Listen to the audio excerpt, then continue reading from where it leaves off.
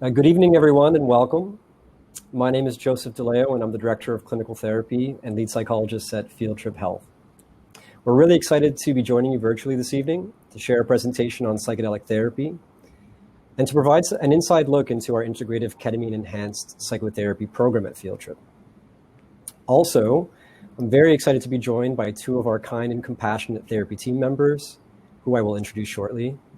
And it's a real unique opportunity to speak more openly about this work and glean insights into their perspective as psychedelic therapists. At Field Trip Health, therapy plays a crucial role in supporting a journey of self-discovery, growth, and learning. And our therapists work collaboratively with each person to develop strong working relationships that support clients in preparing for and integrating insightful, unusual, difficult, and sometimes mystifying experiences. So in this webinar, we hope to engage in a vibrant and real discussion about the therapeutic processes that are essential to healing, specifically within the context of psychedelic-assisted psychotherapy. Drawing from valuable lessons learned from direct work with clients, we will share our insights into the unique opportunities and challenges that emerge in the delivery of psychedelic psychotherapy. But first, I'd like to take a moment of pause to reflect on and acknowledge the challenges that we're all facing during these unprecedented times. In the midst of global and social pandemics and a period of significant change and stress.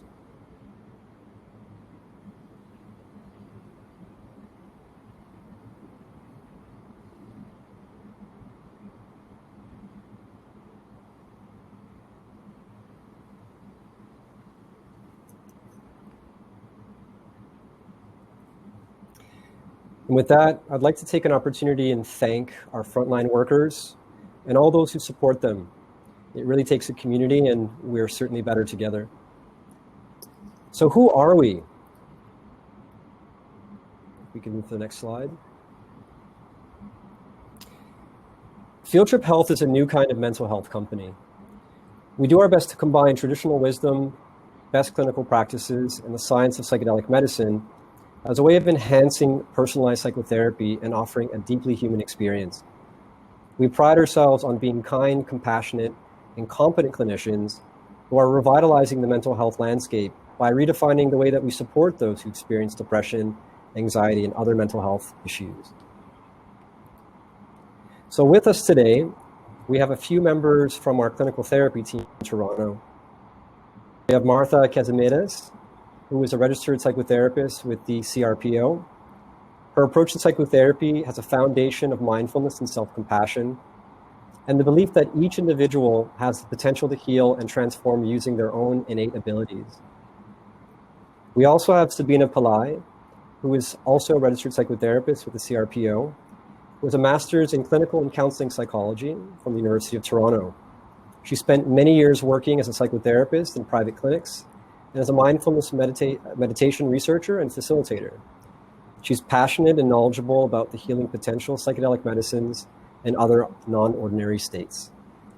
I'd also just like to acknowledge our broader team. There are many that are involved in this work. We have Sharon Bella, who's our respiratory therapist, Monica Mina, a registered nurse practitioner, Judy Zhu, our medical office administrator, Andrew Jordan, a clinical operations manager, Dr. Michael Verbora, our medical director, and many others, including Alec and Brandon, who are behind the scenes making this whole thing happen. So thank you very much to everybody who's made this work so very meaningful and rich so far. Our teams are growing every day, and we're excited to work together on integrating our personal and professional experiences in the fields of medicine and therapy. So what do? We offer integrative ketamine-enhanced psychotherapy for hard-to-treat mental health conditions. We're all very aware of the impact of depression and anxiety. It's quite a common experience for many of us. And I think we're growing in our awareness of the impact of these experiences for ourselves personally and the people that we love. We're approaching this care with trauma-informed care in mind, which can be defined as practices that promote a culture of safety, empowerment, and healing. And we recognize the potential of ketamine-assisted psychotherapy as an effective treatment for refractory mental health conditions, including trauma and stress-related conditions such as PTSD, as we appreciate a rich history and ongoing effort that's taking place to legitimize the value of these sacred medicines. And we're super eager to be contributing to these discussions based on our learnings about psychedelic psychotherapy to date. So our clinics, we've recently opened and then temporarily closed on account of COVID-19 and reopened our Toronto flagship clinic.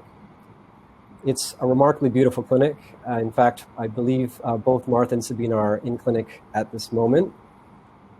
It's comprised of 4 treatment rooms, 2 consultation rooms, and also has a post-session relaxation lounge that our clients can feel supported and enjoy the wonderful setting that's been purposely built. We're also looking forward to launching several other clinics in the next coming months and years. So there's lots to look forward to there.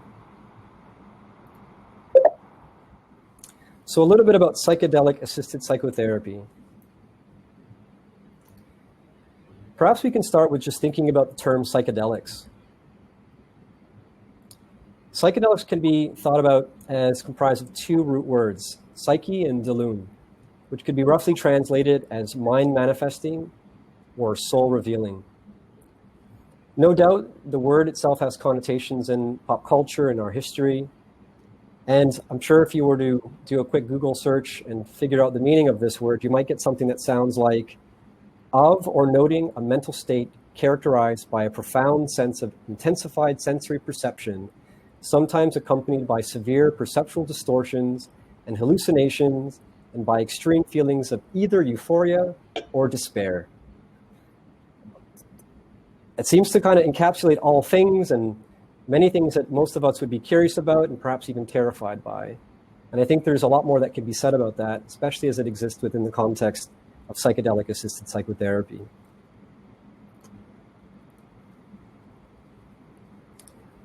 So many of us may have heard of a recent bestseller by Michael Pollan, How to Change Your Mind, with the very curious subtext, what the new science of psychedelics teaches us about consciousness, dying, addiction, depression, and transcendence.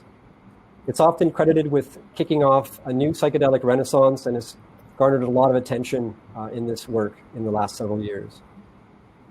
But for me, I see this movement more broadly as a renaissance in mental health care.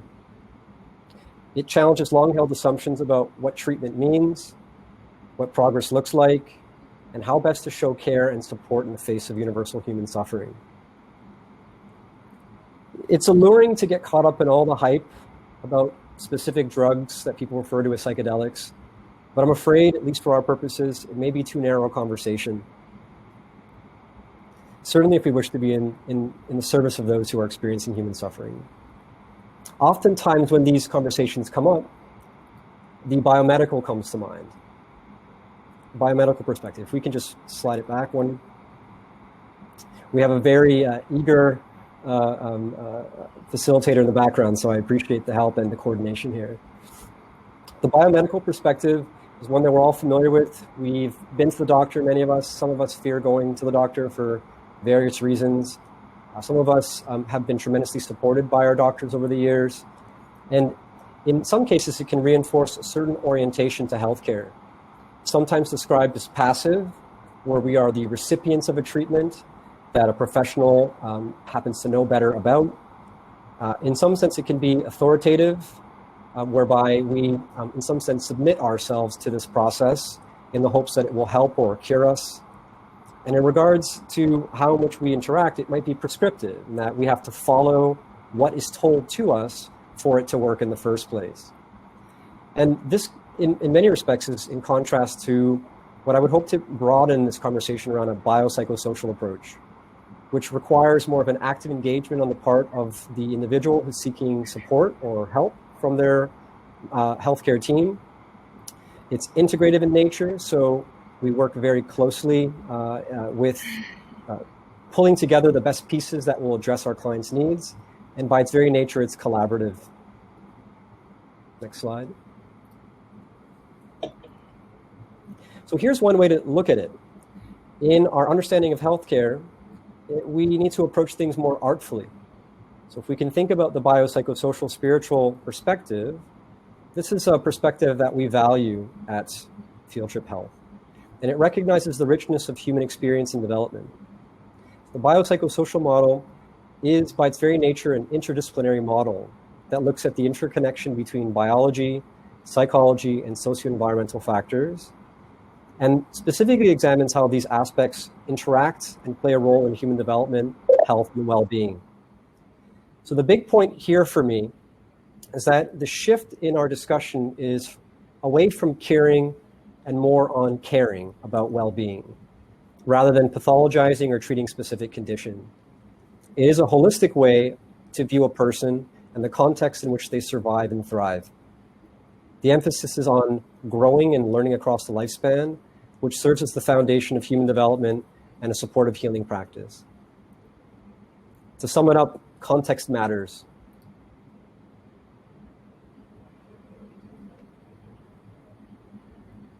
So for those who might be familiar with conversations around psychedelics, it might not be at all odds to think about things in terms of set and setting, which are the underpinnings of what support this work. Set and setting in psychedelic drug experiences emphasize the importance of context, specifically one's mindset and the physical and social environment in which the person has the experience. This is especially relevant for psychedelic experiences in either a therapeutic or recreational context. It serves to raise awareness of the internal and external contexts that support the psychedelic experience and can be the difference between whether an experience is transformative or potentially traumatic. So this includes some consideration around the drug itself, the molecule or substance, in terms of which type it is, the quality and dose, the frequency, administration, also the availability and accessibility of these medicines. And in our current climate, the legal psychedelic medicine that we're able to work with is ketamine. I'm sure the conversations that others may have heard about or soon may start hearing about will include other medicines and molecules, and they're truly fascinating insofar as their histories and our current state of awareness of the potential healing that these medicines might promote. In terms of the set, this really has to do with the individual, and this may have to do with their particular health status, their motivations for using this particular molecule, maybe where they are in terms of their stage of change and the approach to which they're taking with their healthcare. Also, their sense of security in being able to approach these medicines with an open mind and open heart, and perhaps some healthy trepidation about what it means to experience a psychedelic experience. Lastly, the setting really can be boiled down to the where, when, and with whom the medicine is being used, and the context that supports this work, including various stressors that individuals are bringing into session and their supports so that this work can be supported beyond the experience itself. The whole emphasis here is on the safety of our clients so that we can have a useful, meaningful, and effective experience, and hopefully one that's satisfying. So our psychotherapeutic framework at Field Trip Health really rests on integrative therapy, which is a progressive form of psychotherapy that combines different therapeutic tools and approaches to fit the needs of our clients. Equipped with an understanding of human development, an integrative therapist modifies standard treatments to fill in the developmental gaps that affect each client in different ways. By combining elements drawn from different schools of psychological theory and research, integrative psychotherapy becomes a more flexible and inclusive approach to treatment than the more traditional singular forms of psychotherapy. The key points here is that we go beyond just a pathological model and consider the person in a more holistic and ecologically sensitive way. Emphasis on the therapeutic relationship and a common understanding of the treatment methods that might be helpful to them. We tailor specific approaches to each client across the course of treatment, not merely make decisions before a person has come in with a we know best attitude. It requires flexibility and collaboration, as I mentioned. And in this sense, therapists work collaboratively with each client to create a new therapy, so to speak, based on key principles that we've come to understand work as we develop our understanding of best practices.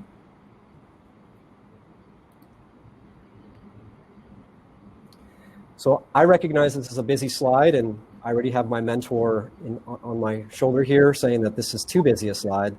So I'm going to do my best to break down some of the key pieces that inform our framework and orientation at Field Trip Health.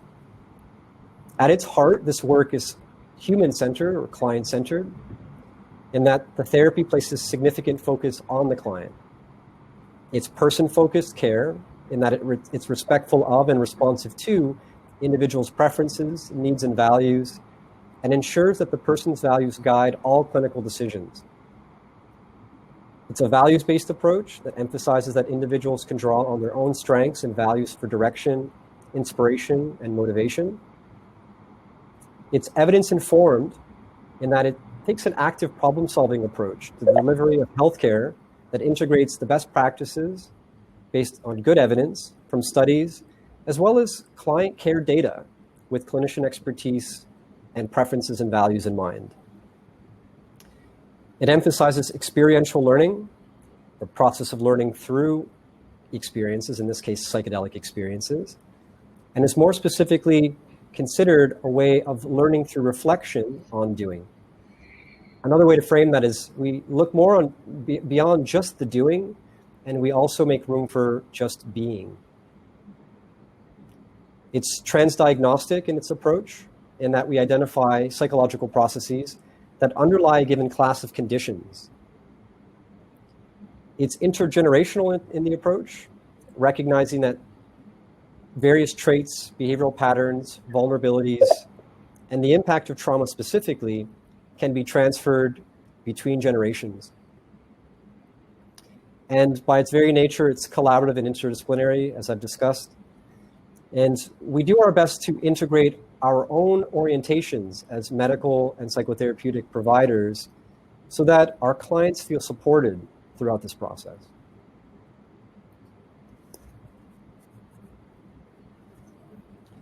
So here's just a bit of a snapshot of our program structure. It starts with a robust consultation process where individuals complete a pre-screen to help start the process of us getting to know them. This exercise really is about understanding our clients. They meet with a psychiatrist who does a very thorough assessment to get a sense of any conditions or contraindications that might be worth noting. And this information is then reviewed by our broader clinical team to ensure that not only is the client eligible, but that they're appropriate for the services that we provide. We emphasize the importance of preparation, and this is really important work to ensure that individuals are prepared for what follows in this process. The beginning of our preparation starts with a follow-up psychotherapeutic intake, where we really emphasize that getting to know our client. This is actually, at least in my own personal experience, very rich work as a therapist. It's very unique to be in a therapeutic relationship with someone where you get to know them very, very quickly, and oftentimes they may share with you things that they've never shared with any other person, even trusted and loved family members for various reasons. So it takes time to adequately prepare an individual, and for us to adequately prepare an individual, we have to really understand where they're coming from, where they are, and where they'd like to go. We discuss things like set and setting and the importance of that, as well as active engagement throughout the process to at least optimize the chance of success for each person. Next, what follows is the treatment. I like to affectionately refer to it as exploration sessions, where the medicine is introduced. Before that even happens, each client is assessed and cleared by a medical professional to ensure that there's no reasons for why we believe the medicine may be in any which way potentially harmful for them. So it's very, very thorough. In cases where clients may have certain contraindications, we make certain accommodations either by delaying sessions or by monitoring their vitals to ensure that they're ready to receive the medicine. As part of this work, we have our psychotherapist in the room with our clients. And what sometimes is referred to as sitting,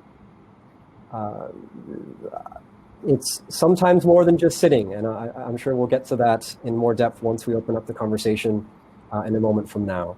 It is really an active process that I'm very excited to hear our psychotherapist share a bit of insight in today. I will say that after the medicine, Individuals have different responses and reactions. Sometimes they're ready to speak about things that happened during the psychedelic experience or other insights they may have been able to derive during their time in the work more broadly. Others may want a quiet moment or need something to help ground them, like some food or refreshments. Others use strategies that they bring into work, like a mindfulness or breathing exercise. So there's a lot of variability there, and we certainly take our time to ensure that people land and re-enter into the space in a way that's conducive to them feeling situated and ready to move on from the experience, sometimes referred to as post-dosing integration. What follows from here is a focused integration psychotherapy session where there is no medicine, but a very collaborative and in some ways intimate working relationship between the client and our psychotherapist. This is where insights are crystallized and in some sense perhaps even actionable when clients decide what they want to do with their insights and how they might be able to make them work for them. And lastly, we recognize that integration as a process is really lifelong. It doesn't really begin or end with our service. We hope to enhance that process. So we explore various ways in which we can support our clients beyond just the immediate work that they do in our clinics. And there's a lot of fun and interesting ways that we're doing this, including the integration of various digital content. So there's a lot more that can be said about this, but I am quite eager to open up the conversation to our guests. Perhaps we can do that at this moment in time. Maybe we can start with a general introduction, maybe introduce yourselves and what's brought you to this work more generally. Sabina? Hey. So I think there have been many different strands that are kind of converging together, when I engage in the work of psychedelic-assisted therapy. When I decided to pursue psychology, I truly believed that something was missing from the biomedical model of care. I think the human being behind all these diagnoses and pathologies, I think that's what was missing.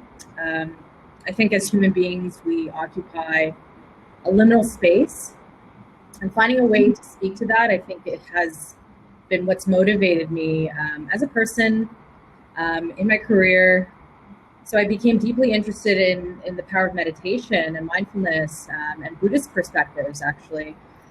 And I really believe that that can bridge this gap. I think there are a lot of parallels between the meditative experience and the psychedelic experience. I think learning to access a space that exists beyond constructs, beyond self-evaluation, beyond judgment. That's where self-compassion lies, that's where acceptance lies, and that's where healing lies. So, I think many of these medicines come from traditions and systems of knowledge that are very old and have lessons to teach us if we're willing to listen. So, I feel very, privileged to do this work. I see myself as a practicing human being that is also traversing this path. And, while I don't have all the answers, I think I've learned things through my work, through my own experiences in this space, and just as a human being living life, right? So absolutely. I will say that I'm still learning from my clients, still growing, I'm still integrating, and the work is never done. And I think that's the beauty of it. Thank you for sharing. Thank you, Joseph, for a beautiful presentation of the work we have been doing. And to both Joseph and Sabina for being such a supportive team. And I feel honored to be a part of this, which, speaks to what brought me here. And probably goes back farther than I'm even consciously aware. My own personal path of understanding suffering and leading me to understanding healing and still understanding healing. this personal journey that included so many different tools, so many different people, so many different wisdom teachings, and continues to unfold. And as I was experiencing this path, I was really inspired to share this with others. Mm-hmm.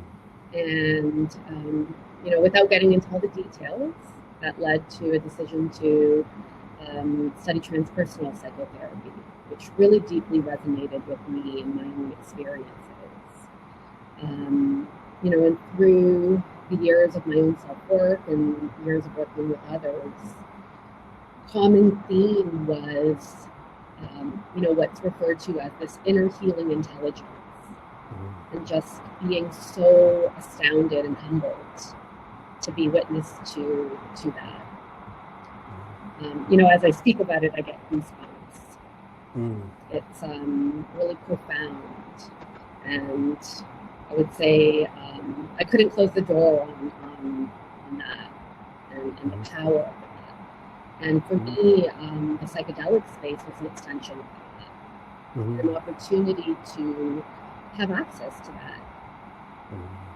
that inner healing intelligence, as we say, that lies within all of us. There was a quote that I heard just the other day from Sue Johnson, who is one of the founders of EFT.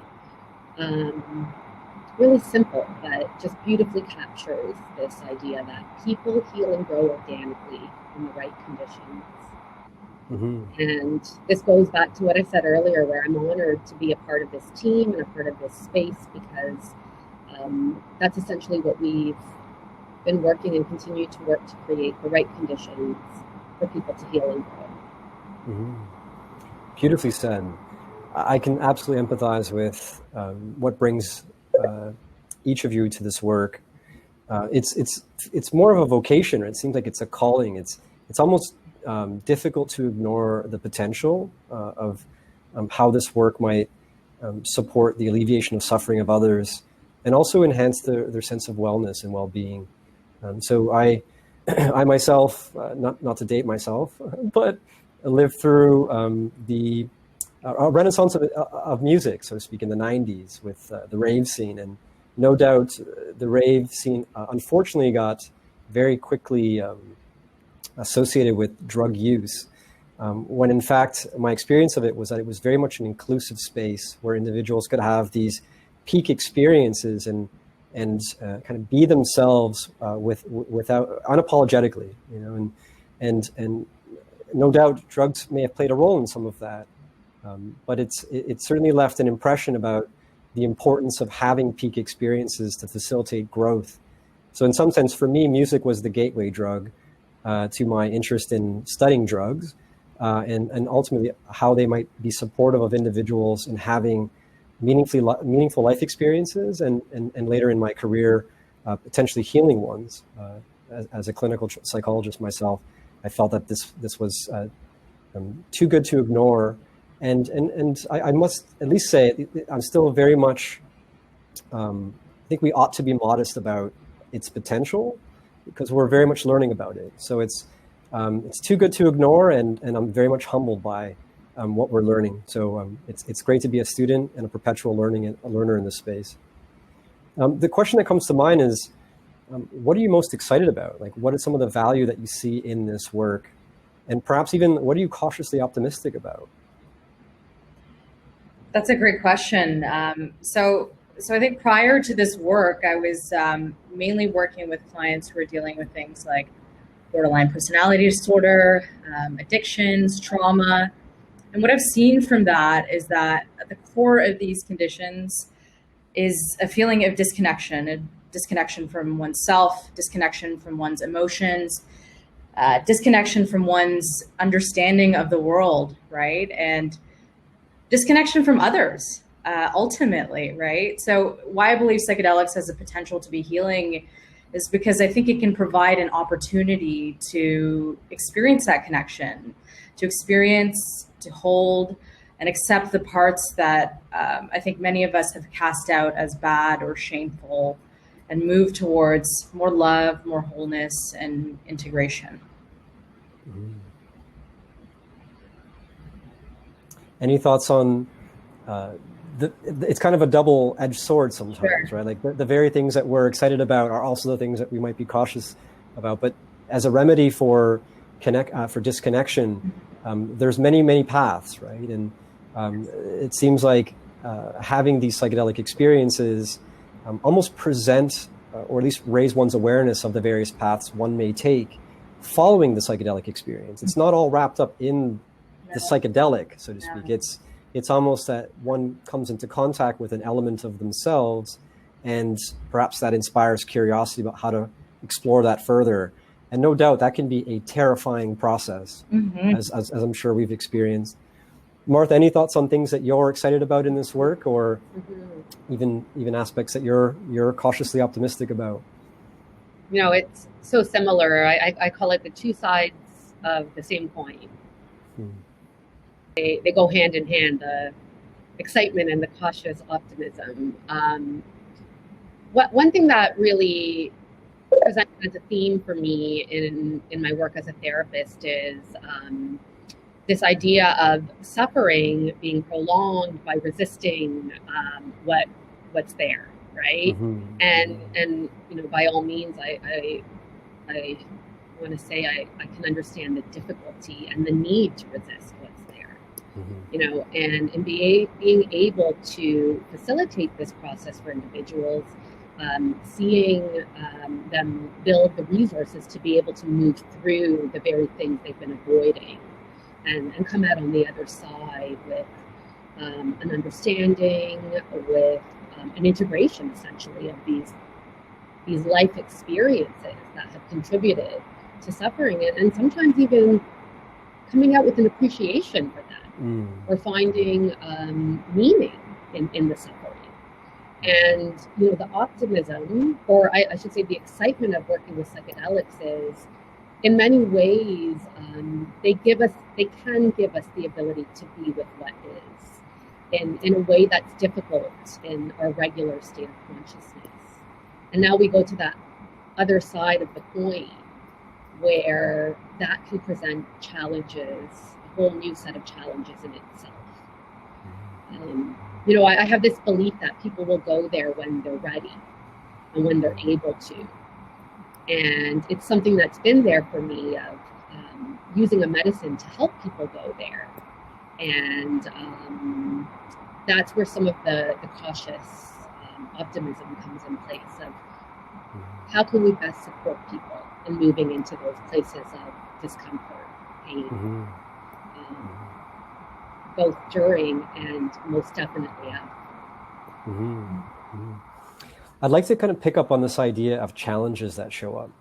Maybe we can take a moment and just reflect on and speak to some of the challenges, difficulties, and disappointments, or even just the non-psychedelic experiences that you maybe have encountered in your work for clients, and if you're willing to even share, even just for yourself as a therapist.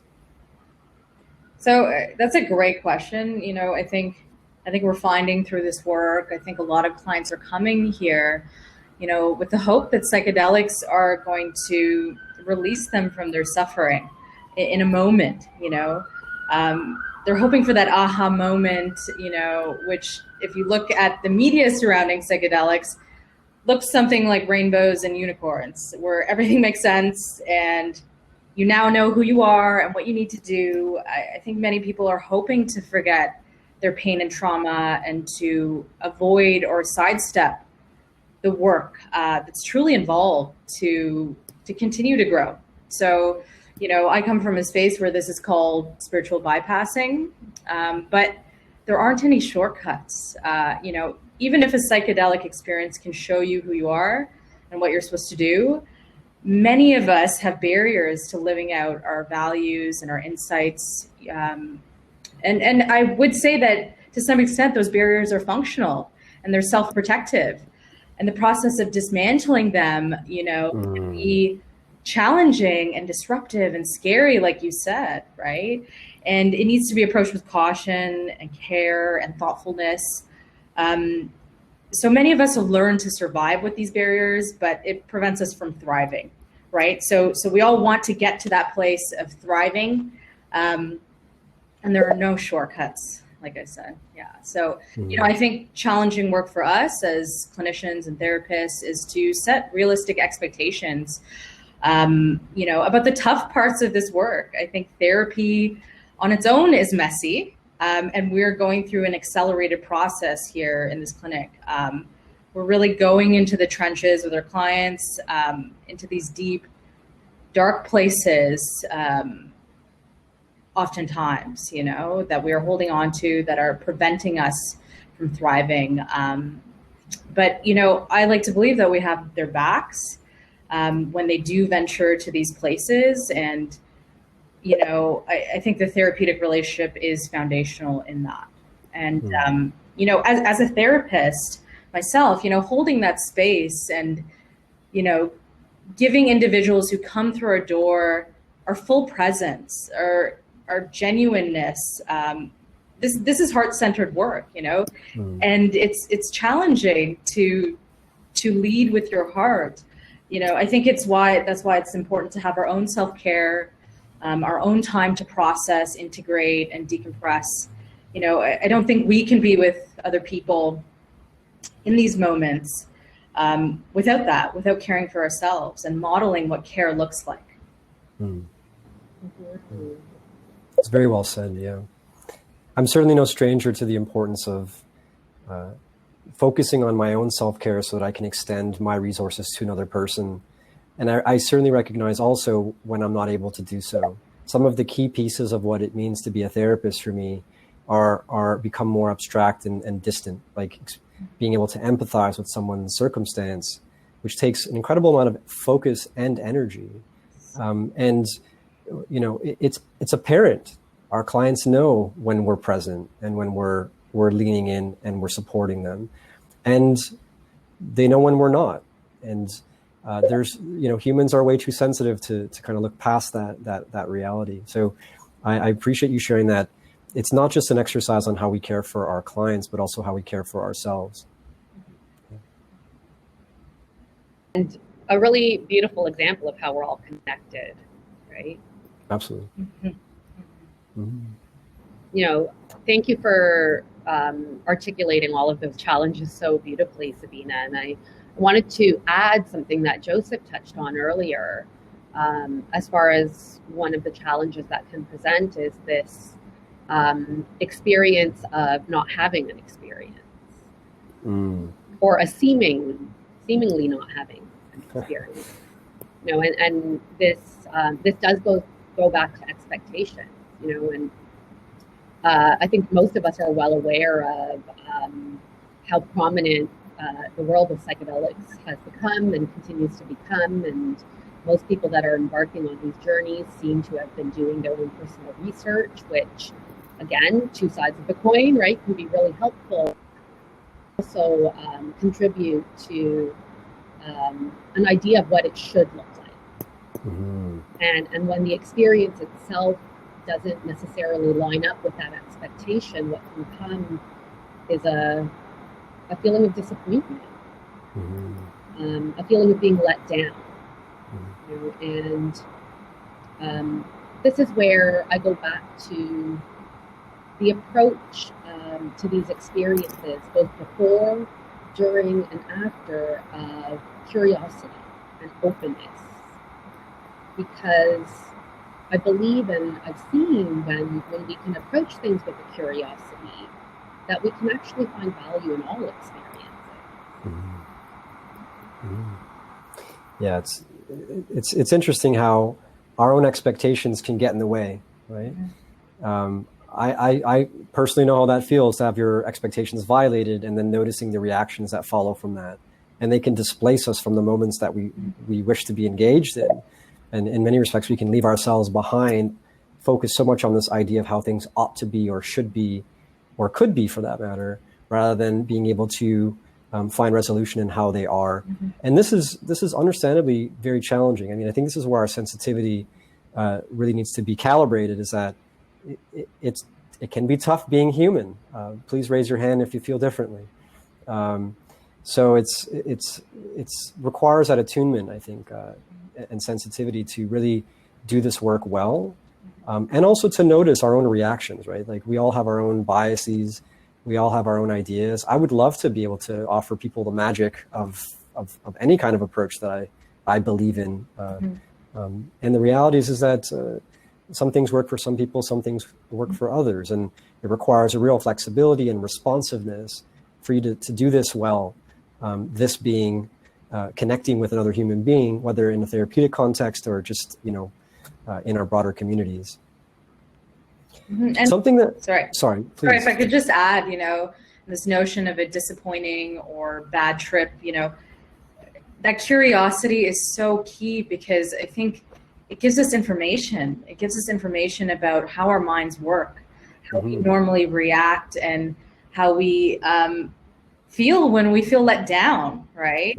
And that is something that we can reflect on in our own lives outside of this experience, right? So I like to think of psychedelics just like meditation, in the sense that it gives us a window into how our own minds work, and that can be, scary. It can also be very beautiful, right? And psychedelics is both about those peak experiences and the shadow work, right? And I think that would be ideal if we could control that. Unfortunately, we can't, right? We can do so much to influence set and setting and prepare our clients. And yet, these medicines have a power, and I think they have to be respected and, honored, right? So I think that's part of it as well. You may not get what you want, but you may get what you need. Sure. Absolutely. And that's been helpful with those experiences, actually with all experiences, is knowing that they are part of a bigger process. First, both, I'll speak for, our program at Field Trip, they're part of a bigger program, and that bigger program is part of a bigger trajectory of an individual's life. And sometimes the experiences that don't necessarily make sense or seem valuable to us in the moment, I almost think of them as like a gift that hasn't quite given itself yet. Sometimes it reveals itself with time. And I think that also speaks to therapy doesn't only happen within that therapy room. It's an ongoing process that is happening as we're engaged in life as well. And so sometimes I think it's helpful to not put pressure on needing to unpack and understand everything about that experience that very moment. It's both adopting that focused vision and looking at an experience, and kind of that softer focus of seeing the bigger picture. Absolutely well said. Yeah. Thinking about some of the experiences you've had working directly with clients who are experiencing the medicine, do you notice any commonalities or even differences in clients' experiences, or even between clients? And this is with ketamine in particular, right? So sure. I think there might be some interesting conversation to be had about how this might be true of other medicines or other molecules, but I think specifically about the experiences that you're seeing with ketamine. Sure. That's a great question. Ketamine's interesting in the sense that it can produce such deeply psychedelic experiences, and it can also produce more relational experiences where you're actually quite lucid. So some of my clients have noticed, they've come in with this idea that ketamine is going to help them forget, or it's going to help them fix their brains or their minds. And they come to realize that they can't forget. And it's actually not about forgetting, right? And that the only way, maybe out of suffering or out of the hold that suffering can have on us is by going through and by leaning into emotion, leaning into these painful experiences, leaning into joy and support and care, which can be so strange for some people, right? When clients come into our clinics, I would say that most of them have felt the power of feeling heard, feeling our presence, feeling understood, and how healing that has been on its own, right? So I really think that healing, the healing journey, the healing process really is about feeling the feelings that we've been avoiding, leaning in, and recognizing that this is a tool to do that. This is a tool that allows people to open up, to engage, open up and be more vulnerable, to engage in a psychotherapeutic process.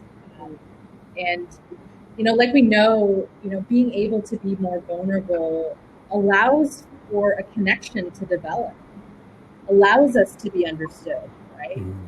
If we don't show ourselves, it's hard for other people to understand us. And yet opening up and being vulnerable is an inherently risky process. It's scary.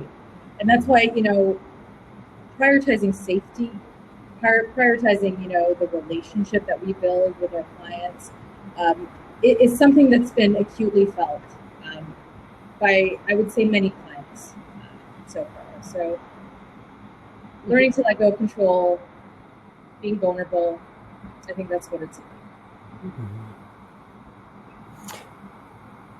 I see Martha had something she wants to share, please. I'll add, another common theme I've seen, and I want to preface it by saying it's a theme that, although in a way it's been common, it's also been very unique for each individual and each journey in itself. It's this dissociative quality. We often hear this about ketamine, that it's a dissociative. And, what does that mean? It can mean many different things.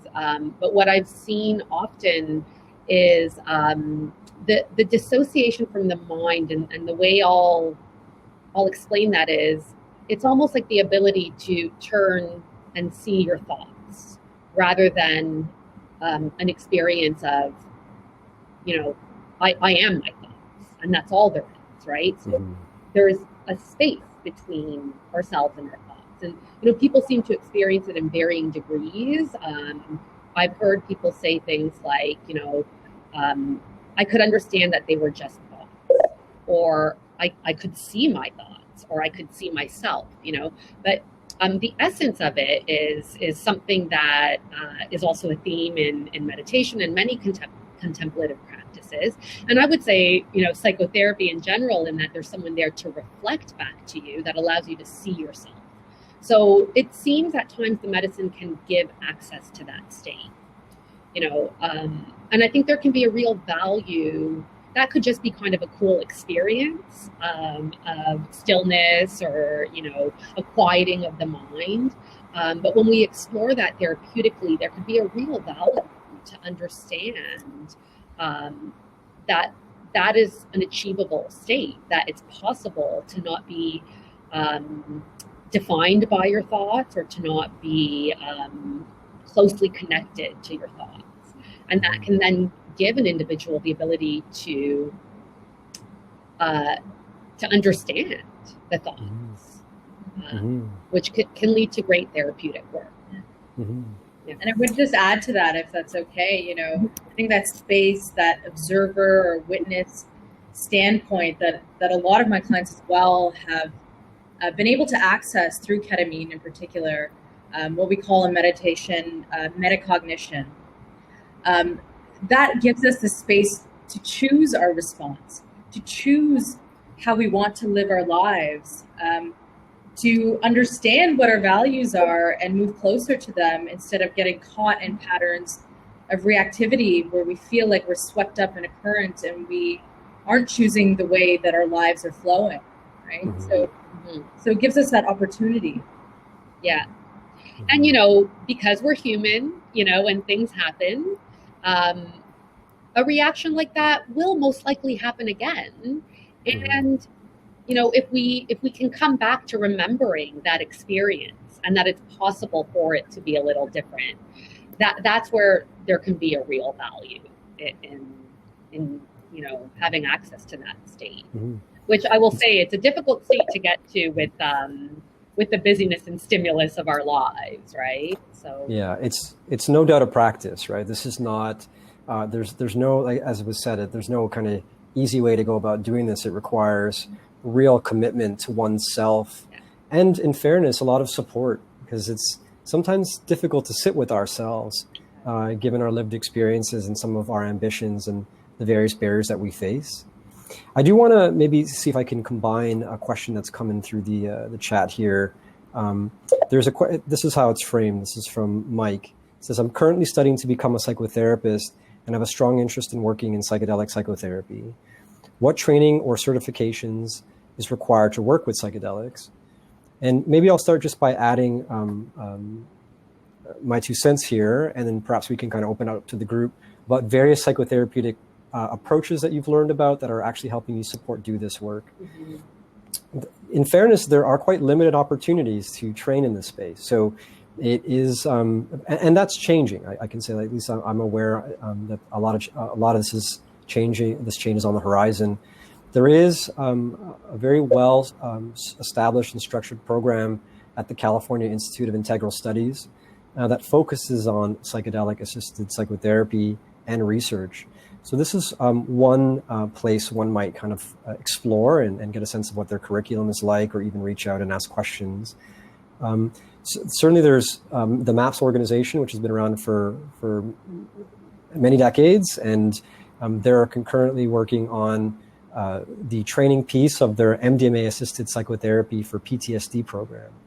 So there's a need for therapists in this area. From my understanding, there's been several hundred that have been trained. But in fairness, if we think about the potential reach and application of these medicines, whether it be MDMA or ketamine, or in future psilocybin, we're going to need thousands of therapists in light of the potential in being able to support folks with various types of conditions or concerns. So maybe if you guys wouldn't mind sharing just about your own training as psychotherapists. I mean, I'm of the belief that to do this work well, it's not to go to a program necessarily that's focused only on psychedelic psychotherapy training.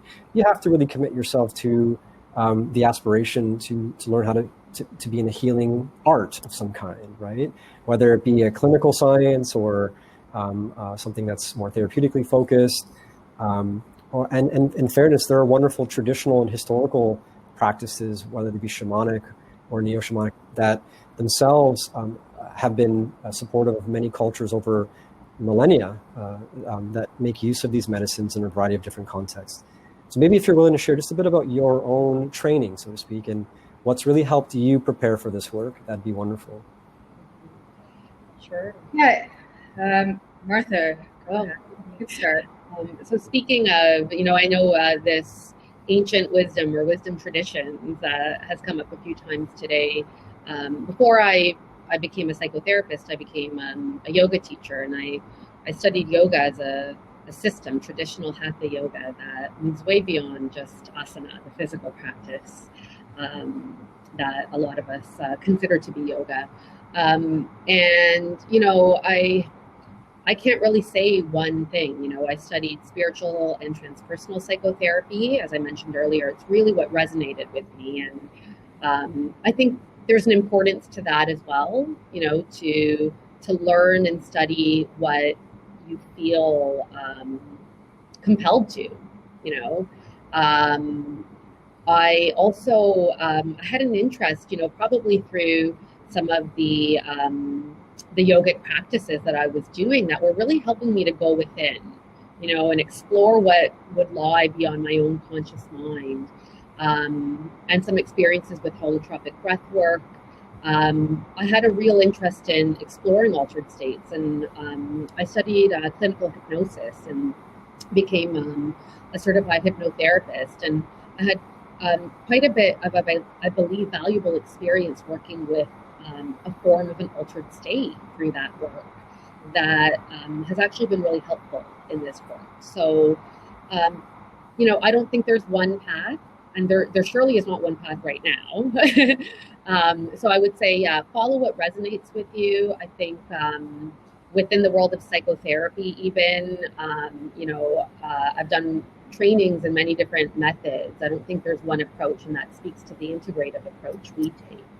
So patience, curiosity, and following things that resonate and interest you.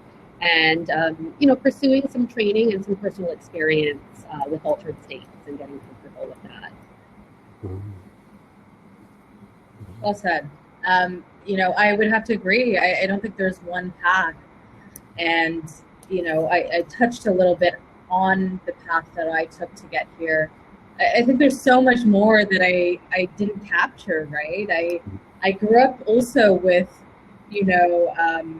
perspectives coming from Eastern spirituality, my own experiences in this space, the connection that you feel, when you go to a rave, all these things informed, what I think is important. My degree is I have a master's in clinical psychology, but I found that program to be, good in some ways, in the sense that I think I learned a trauma-informed approach. And I think that is also very key in this work. And I also felt like it was missing the spiritual aspect and the transpersonal aspect. I did my research in mindfulness, and my master's research was actually in and about non-ordinary experiences that can happen through meditation. If you've ever been to a 10-day Vipassana retreat, you know what can happen when stimulus is kind of cut off and you're left alone with yourself, really. So I really think approaching this from a trauma-informed lens is important, getting training in that. I also have some training in DBT in my work with clients with borderline personality disorder. And I think that's actually been essential for this work, because I've seen the core of what matters in working with clients who are dealing with immense challenges within themselves, right? And I've also seen such beautiful experiences. It really, at its core, what Martha says is the learning how to be with people, to give that presence with integrity, real integrity. I think that's what we need to focus on as this space opens up, and as more and more clinicians want to do this work. Like I said before, it really is a privilege to do this work, and with privilege comes responsibility, right? Sure. So, I feel like I've been trusted with clients' lives, and meditation, trauma, in DBT, I think in particular this idea of both acceptance and change, right? Holding these dialectics. The world is not black and white, even though at times it can feel that way. It can feel so fractured, feels so hard to integrate these different perspectives, but being able to hold differing perspectives for clients, and that being okay is part of this work. So, my educational training is one thing, my experiences as a human being in life is another. I have seen and experienced what true presence can do, what love can do. It can change a person's life. Beautifully said. Maybe I know that we're kind of approaching the hour mark. Maybe we can put one other question out and we can think about this broadly. It may be beyond the scope of just us as in a therapeutic sense, but there's some questions around whether eligibility for these services may change or loosen for, say, spiritual growth, and perhaps just addressing kind of like the self-enhancement pieces. There's also questions around accessibility for folks who may not be able to access these in some sense because of cost, or even just proximity of a clinic that might offer the service as well. And I guess, at least from my perspective, right now, these approaches are alternative approaches, recognizing that there's clearly a need for us to improve our ability to address complex issues like depression, anxiety, trauma, very common conditions that we all experience at one time or another, or the people closest to us experience. And from an eligibility standpoint, the challenge right now is that we've just kind of awoken from a several decade hiatus from research that might otherwise have further legitimized or provided a rationale for how these medicines might help with various conditions. As it stands, at least the evidence for ketamine seems to be most supportive for its antidepressant effects, but those were borne out just in the early 2000s, and we're still trying to understand in which ways will that be most supportive of individuals beyond just kind of the acute antidepressant effects of the medicine alone, which is in a sense why we've paired this with very well thought out psychotherapeutic process. But maybe to get some thoughts around, from your perspective, on how we might approach being prudent in this exercise so that we don't get ahead of ourselves and maybe trip in the process in a different sense. There's a weird Freudian slip, or a pun intended. And also to consider the access issues. I mean, this has been under a probatory framework, right, where these medicines have been used for millennia without permission and with tremendous benefit. And now it's kind of going through a process of medicalization, and at some point, hopefully, will be acknowledged by insurers so that we can mitigate the cost to the individual when, in fact, they've run out of options. Curious if you guys have any thoughts on this and how we might do this work better. I think that accessibility is actually something that's on my mind all the time, and I think the work that we're doing now is very delicate work. It is very important work. And it's important to legitimize this, like you said, so that it does get covered by insurance, so that people have access, people who need these medicines have access, right? I actually just had a conversation fairly recently with a client who acknowledged, their privilege in being able to access an experience like this in a clinic like this.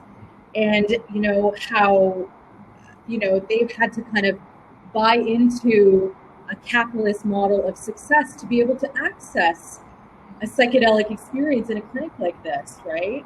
And how that can be kind of antithetical, or tensions can arise from that naturally, right? And the lessons that psychedelics teach us might be contrary to that, right? So I think finding ways to increase accessibility, because I think, if we do this work right, if we do this work thoughtfully, if the evidence is there, I think it has the potential to heal not only the individual, but to heal communities, to heal, the environment, hopefully. I hope that the work that we're doing extends beyond the self. And that's what psychedelics teach us, right? Yeah, very well put, Sabina. And the only thing I'd add to that is, and you highlighted it when you said thoughtfully, and I would almost even add the word slowly or cautiously. We're all invested in helping people heal, and sometimes there can be a sense of urgency in needing that healing to happen. And as Sabina said, this is heart-centered work. And I think, I speak for myself, I feel it, and I feel compelled to it. And I think it's also helpful to have that check-in, to be thoughtful and mindful, so that we do it well, and we do it with integrity, so that we can set the groundwork for that healing to have wider access. And as far as access and accessibility, and I think about it all the time too, and it's not a conversation.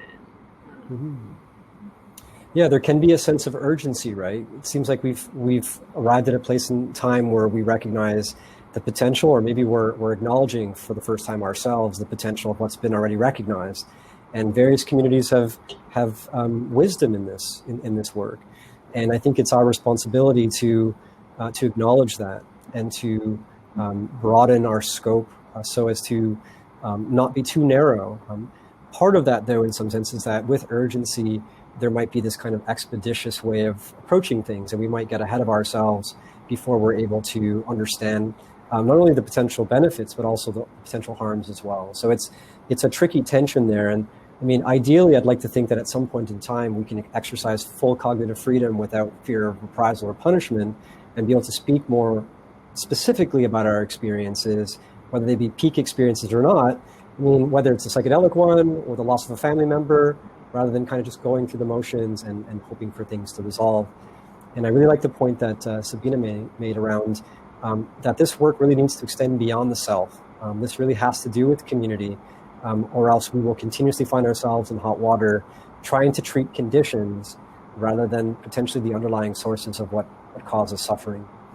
So I also just realized that there's been a very vibrant chat going on, and I've been kind of scouring the question section. And I'm afraid that we're approaching the end of our time.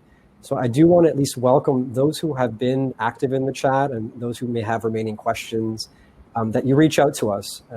We are constantly learning. We're trying to understand where the needs are. And I think that really requires these ongoing discussions. So let this not be the end of the conversation, but perhaps an opportunity for us to wish you well on your Thursday evening. And hopefully this was somewhat interesting and potentially inspiring. It certainly was for me. Thank you. Thank you. Thank you, guys. Good night.